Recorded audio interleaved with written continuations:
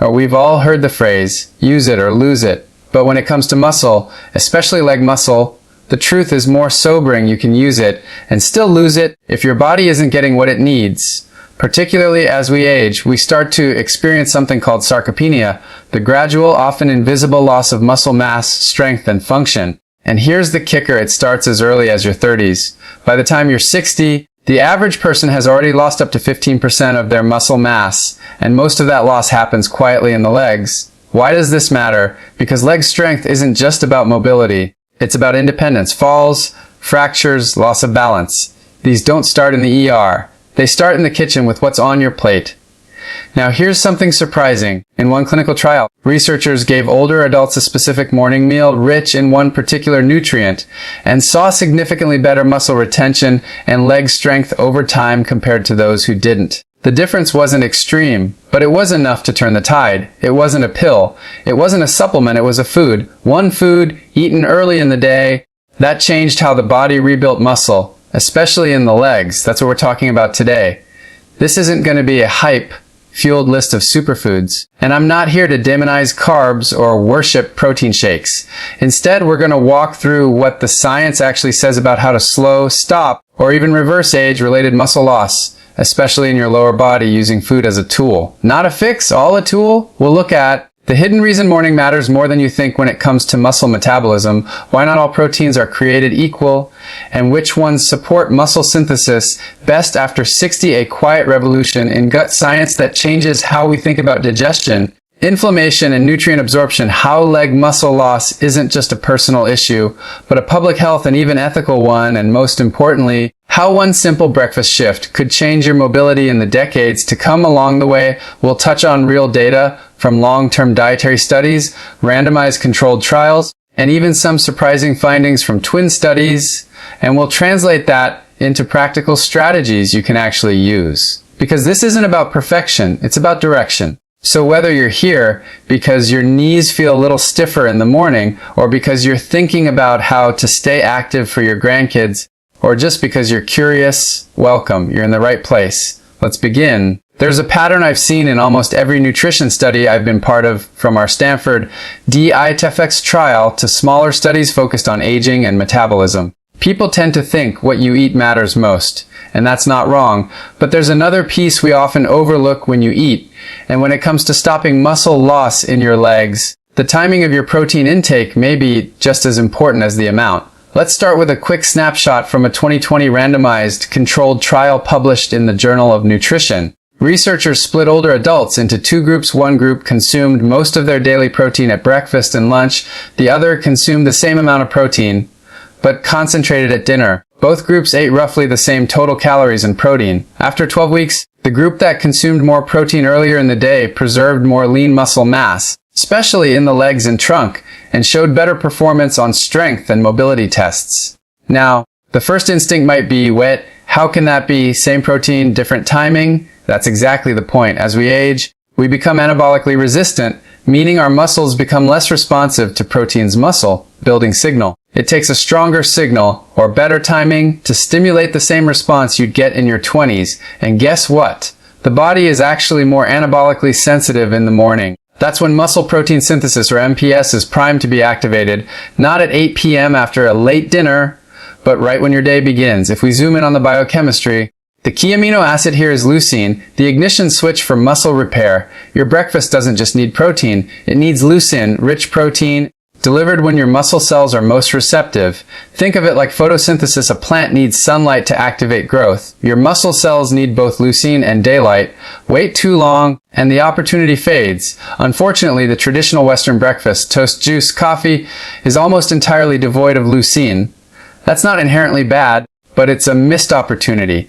And when breakfast is skipped altogether, that's like skipping your leg workout every day and wondering why your balance is slipping. In our work with older adults, we've found that simply shifting some protein to the morning, even without increasing the total daily amount, can lead to improved nitrogen balance and better satiety and, yes, stronger legs over time. And we're not talking about massive protein loads. Studies suggest that even 20 to 30 grams of high-quality protein at breakfast can make a meaningful difference, especially when paired with light resistance exercise. Here's where this gets behavioral. Many people don't feel hungry in the morning, or they're too rushed to prep anything substantial.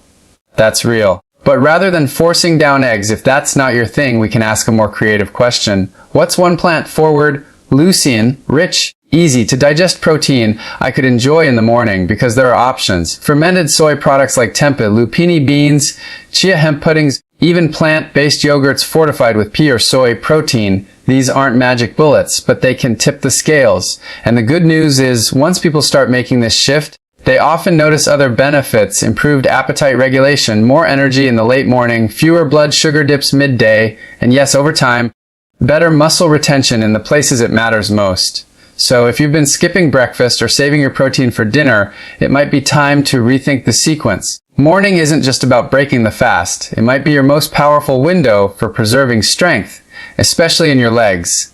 And if you're into this kind of clear, science-backed, anti-hype nutrition insight, go ahead and hit that subscribe button. It supports the channel and maybe your muscle health too. Let's pick up where we left off. You've made the decision to front load some protein into your morning. Great. But now comes the question, what kind of protein? Because not all proteins are created equal. And that's not just marketing spin. It's a real biochemically grounded truth. For years, we've been told that animal protein is complete, meaning it contains all 9 essential amino acids in the right proportions. And yes, it's true that foods like eggs, yogurt, or lean poultry offer highly bioavailable protein with robust leucine content, all helpful for muscle building. But does that mean plant proteins are incomplete and therefore inferior? Not exactly. What we've learned from large-scale studies and from actual human diets, not Petri dishes, is that when you combine complementary plant proteins or ferment them, you can create complete, bioavailable, and gut-friendly sources of protein that support muscle maintenance just as well, especially when you make them part of a consistent dietary pattern. Take tempeh, for instance. It's a fermented soy product that originated in Indonesia. In one study published in Nutrients in 2022, researchers found that the fermentation process not only increased tempeh's digestibility, but also improved the bioavailability of key amino acids, including leucine. So you're not just getting complete protein, you're getting more usable protein thanks to the beneficial microbes doing the heavy lifting. Now combine that with a fiber-rich grain like oats, barley, or sprouted buckwheat, and you get a dual action effect: protein for the muscles and prebiotics for the gut. Remember, your microbiome plays a central role in nutrient absorption, inflammation regulation, and even appetite signaling. You're not feeding just your muscles, you're feeding the system that supports them. Let me share a quick anecdote. In a follow-up study we did with a subset of older participants from Dai Tai Fice, we asked them to try a plant-forward, high-protein breakfast for 3 weeks. Nothing fancy, just meals like tempeh stir, fried with greens and sweet potato, or a chickpea scramble with avocado toast. What surprised them wasn't just how satisfied they felt, it was how much lighter and more energized they felt compared to their usual heavy breakfasts. And a few of them, just 3 weeks in, started noticing they weren't as wobbly on the stairs. That's not clinical proof, but it is lived experience, and it lines up with what the science shows. There's also an environmental and ethical bonus here. Producing tempeh lentils or lupini beans generates a fraction of the greenhouse gas emissions and water use compared to animal-based proteins. So if you're thinking not just about your personal health, but about your footprint on the planet, plant-forward proteins give you more muscle with less impact. Now, I'm not saying never eat eggs or Greek yogurt. If you enjoy them and they work for your body, fantastic. But I am saying don't underestimate the power of diversity. When you rotate in fermented soy, lentils, hemp, or even protein-fortified plant yogurts, especially in the morning, you expand your gut resilience, support your muscle metabolism, and align your breakfast with your values. Here's one of my favorite combos that checks all the boxes: a bowl of warm oats topped with unsweetened soy yogurt, ground flax, a few pumpkin seeds, and a sliced banana. You've got fiber, protein, leucine, omega-3s, and prebiotics all in one simple 10-minute meal. And yes, it supports muscle retention just as much as, and in some cases more than, that egg sandwich. So the next time you think about protein, don't just count grams. Ask, is this digestible? Is it diverse? Is it doing more than one job for my body? And if this kind of science meets real-life nutrition thinking resonates with you, hit that subscribe button. No gimmicks, no extremes. Just food you can feel good about. When most people think about muscle loss, they picture the obvious: aging, lack of movement, maybe not enough protein. But very few people think about what's happening deep inside the digestive tract, the trillions of microbes that make up your gut microbiome. And yet, these tiny organisms may be quietly playing one of the biggest roles in whether or not your legs stay strong as you age. It might sound like a stretch. What does gut bacteria have to do with your quads? But emerging research is starting to paint a clear picture. Your gut health directly impacts your muscle health. Not just indirectly through digestion, but through inflammation, immune signaling, and even metabolic regulation. Let's start with a fascinating 2021 study from Frontiers in Nutrition, where researchers examined older adults with similar diets and exercise routines, but very different levels of muscle mass. What made the difference? One key variable was gut microbial diversity. Those with higher diversity had significantly more lean muscle, better grip strength, and faster walking speed. And this wasn't because they were eating more protein. It was because they were absorbing it better and controlling inflammation more efficiently, thanks to a healthier microbiome.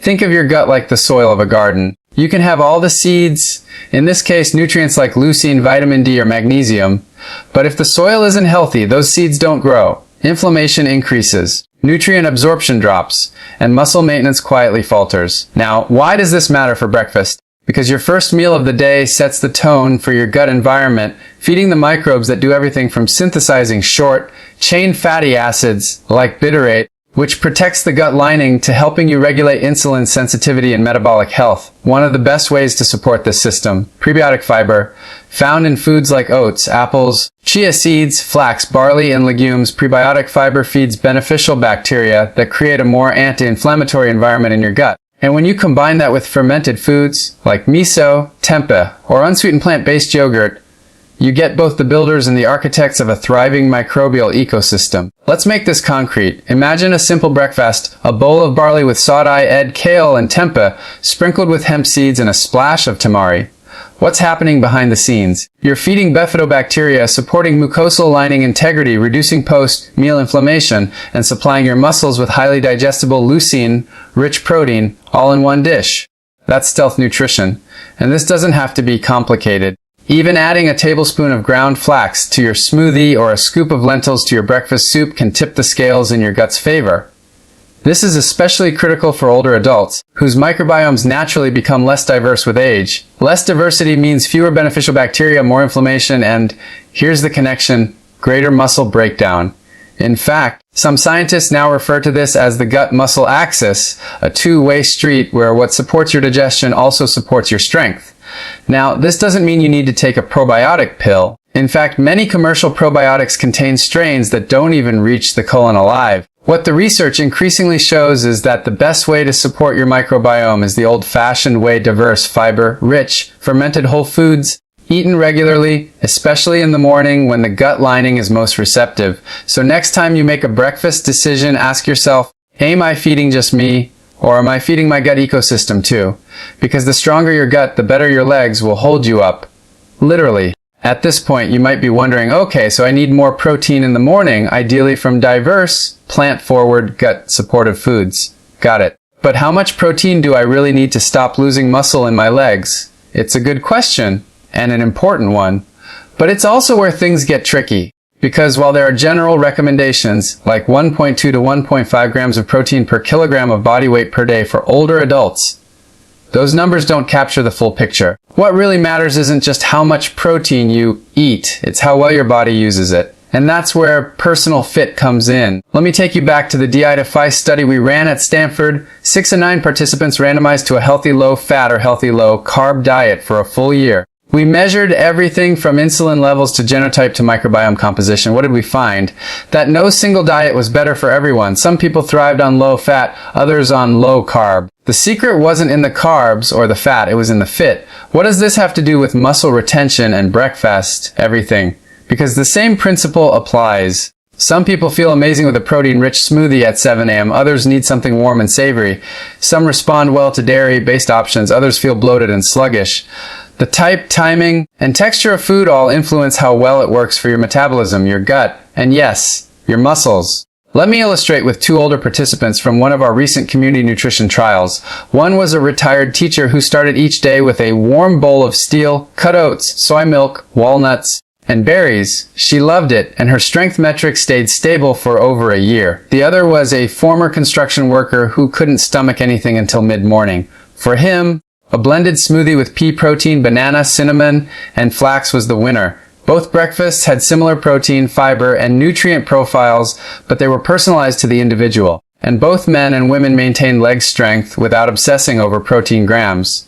This is why chasing the perfect protein number can backfire. If the breakfast doesn't sit well with you, or doesn't align with your routine, taste preferences, or cultural background, you won't stick with it. And adherence is everything. There's a quiet truth in nutrition that we don't talk about enough. The best breakfast for your muscles is the one you'll actually eat regularly. Yes, quality matters. Yes, getting enough leucine and fiber and healthy fats matters. But if the plan feels rigid, restrictive, or joyless, it's unlikely to last more than a week. And muscle maintenance. That's a long game. It's not built in 10 days, it's sustained over decades. So instead of aiming for perfection, aim for patterns. Is your breakfast protein rich 20 to 30 grams? Fiber forwards at least 5 grams, culturally and personally satisfying, easy to prep and repeat. If you can check most of those boxes, you're in great shape. And if you can't yet, no shame. Start small, add 1 extra protein or fiber source tomorrow. See how your energy feels. Adjust from there. Because ultimately, your leg strength doesn't depend on hitting some ideal number on a chart. It depends on what you're willing. And repeat day after day in a way that supports your whole body, not just your muscles. And if that kind of sustainable science-based approach resonates with you, hit that subscribe button. No clickbait, no calorie counting, just tools that work in real life. Let's zoom out for a moment. Up until now, we've been talking about leg muscle loss in the context of individual health, strength, balance, independence. And that's important. But if we stop there, we miss a deeper truth. Because muscle loss, especially in the lower body, isn't just a personal health challenge. It's a public health issue. And even more than that, it's an issue of equity. Let me explain. Right now, across the US and in many parts of the world, older adults are facing increasing rates of sarcopenia, the age-related decline in muscle mass and strength. And it's not just about falling or feeling weak. Muscle loss is tied to higher risks of hospitalization, loss of independence, type 2 diabetes, and early mortality. In fact, data from the National Health and Nutrition Examination Survey (NHS) shows that older adults with low muscle mass have a 58% higher risk of death over a 10-year period. But here's what makes this even more pressing: sarcopenia doesn't affect everyone equally. Communities with limited access to fresh, high-quality food, often low-income or rural areas, are more likely to rely on ultra-processed, low-protein, low-fiber meals. And guess what those diets lack? The very nutrients that support gut health, reduce inflammation, and maintain leg strength over time. Add to that the fact that many older adults, especially those living alone, skip breakfast altogether, not because they're lazy or uninformed, but because they're managing multiple medications, limited income, or simply fatigue from navigating a complex healthcare system that often doesn't prioritize prevention. That's why I get concerned when I hear wellness influencers recommending exotic powders or 15 protein shakes as the solution to muscle loss. It's not just tone, it's inequitable. The truth is, some of the most powerful breakfast foods for muscle retention are accessible, affordable, and culturally familiar if we highlight them. Take black beans and corn tortillas, a staple in many Latin American households. Together, they provide a complete protein, prebiotic fiber, and are often paired with avocado, offering anti-inflammatory monounsaturated fats.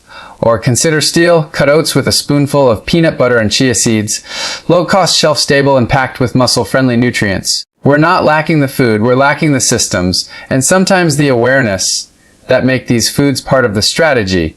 Now, this is where policy and public health come in. Imagine if community centers or senior meal programs prioritize protein-rich, plant-forward breakfasts tailored to local culture and taste. Imagine if food subsidies helped cover fermented soy or legume-based options, not just dairy or meat. That's not just nutrition science, that's nutrition justice. And this isn't just about older adults. Maintaining strong legs means fewer falls, fewer hospital visits, and less strain on caregivers and healthcare systems. It's preventative care that pays dividends, economically and socially. I'll never forget a conversation I had with an 83-year-old woman at a community nutrition event in Oakland. She said, "I don't need a new diet. I need someone to show me how to make what I already eat work better for my body." That stuck with me. Because often, the right changes aren't radical, they're strategic. So if you're someone with access to time, education, variety, Consider how you might use that privilege to support those around you, share knowledge, donate to programs that support food security, or even just start conversations with family, neighbors, or your local clinic about the power of morning meals for muscle health. Because when we make these choices, we're not just preserving our legs, we're helping build a society where everyone, regardless of zip code or income, has a fair shot at strength, dignity, and independence. By now, we've covered a lot of ground: the importance of when you eat protein, how gut health affects muscle maintenance, and why a flexible, personal, and equitable approach to breakfast matters. So let's bring it all together. If I had to choose one food that supports muscle retention, nourishes the gut, fits a variety of dietary patterns, and is accessible for many, especially in the morning, it would be this tempeh. Yes, that humble fermented soybean cake from Indonesia. And here's why. Tempeh isn't flashy. It's not viral on TikTok. But nutritionally, it's a powerhouse. It contains all 9 essential amino acids, making it a complete protein, with a leucine content of roughly 4.8 grams per 100 grams. That's higher than many cuts of meat, and almost on par with eggs. For context, leucine is the amino acid most directly involved in stimulating muscle protein synthesis, which becomes especially important after 60. But here's the bonus: because tempeh is fermented, it's easier to digest, which means your body can access and use those amino acids more effectively, especially for those who experience bloating or sluggish digestion with other high-protein foods. Tempeh is also rich in prebiotic fibers and naturally occurring probiotics, the kind that help modulate inflammation, support gut barrier function, and promote a healthier microbiome. So instead of just feeding your muscles, tempeh supports the entire system that helps your body stay resilient. Let me be clear, I'm not saying tempeh is a miracle food. There's no one superfood that will solve leg muscle loss on its own. But tempeh is rare in that it hits multiple pathways we care about. It delivers high-quality protein and gut-supportive compounds. It's versatile. You can slice it, crumble it, saute it, marinate it, or even blend it into patties. It's relatively affordable, especially if bought in bulk or frozen. And it aligns with values around sustainability, plant-forward eating, and longevity. If you've never cooked with it before, here are a few morning ideas to get started. Savory tempeh hash: crumble tempeh into a skillet with sweet potatoes, spinach, garlic, and turmeric. Add a drizzle of olive oil and top with avocado. You've got complete protein, fiber, and anti-inflammatory fats, all before 9 a.m. Tempeh miso ball: cube tempeh and toss it with cooked barley, shredded carrots, cucumbers, and a quick miso tahini dressing. A fiber-rich, probiotic-enhanced breakfast that's light but deeply satisfying. Tempeh toast: thinly slice and pan-fry tempeh with tamari and a touch of maple syrup. Layer it on whole grain bread with greens and mustard. Think of it as a plant-based breakfast sandwich with purpose. And if tempeh isn't accessible where you are, you can apply the same logic to other foods. Look for fermented or sprouted plant proteins. Miso, natto, sprouted lentils, fermented chickpeas. These all offer similar benefits in different formats. The key takeaway here is not that everyone needs to become a tempeh evangelist. It's that one strategically chosen food, eaten consistently in the morning, can ripple out into real, measurable improvements in your strength, mobility, and long-term well-being. Because this isn't just about muscle mass, it's about what muscle enables. Walking your dog, carrying groceries, playing with grandkids, feeling steady on a wet sidewalk. Muscle equals motion, and motion equals freedom. So tomorrow morning, consider adding one muscle, supportive food to your plate. Maybe it's tempeh, maybe it's lentils, fortified plant yogurt, or simply a handful of pumpkin seeds blended into your smoothie. Whatever it is, make it intentional. And if you found these insights useful, grounded in science but practical for daily life, I'd love if you subscribed. It helps the channel grow, and more importantly, it helps get real tools into the hands of people who need them. So let's step back and take a deep breath. What did we just learn? First, we saw that timing matters, especially for muscle. Getting high-quality protein early in the day can spark muscle building in ways that late night meals just can't match. Second, we challenged the idea that only animal protein builds muscle. With the right combinations, like plant-based plus fermented foods, you can get complete digestible, leucine, rich protein that supports your strength and your gut. Third, we made the surprising connection between gut health and leg strength. The more diverse and balanced your microbiome, the more likely you are to absorb nutrients, reduce inflammation, and preserve the very muscles that keep you moving. Fourth, we reframed the protein conversation entirely. It's not just about hitting a number. It's about finding a fit that works for your body, your preferences, and your routine. The perfect diet isn't universal, it's personal. Fifth, we zoomed out. Because this isn't just an individual challenge. Muscle loss is a public health issue, and it hits hardest in the communities with the least access to good food and good care. So solving it means thinking beyond grams and meal plans. It means thinking about justice, access, and compassion.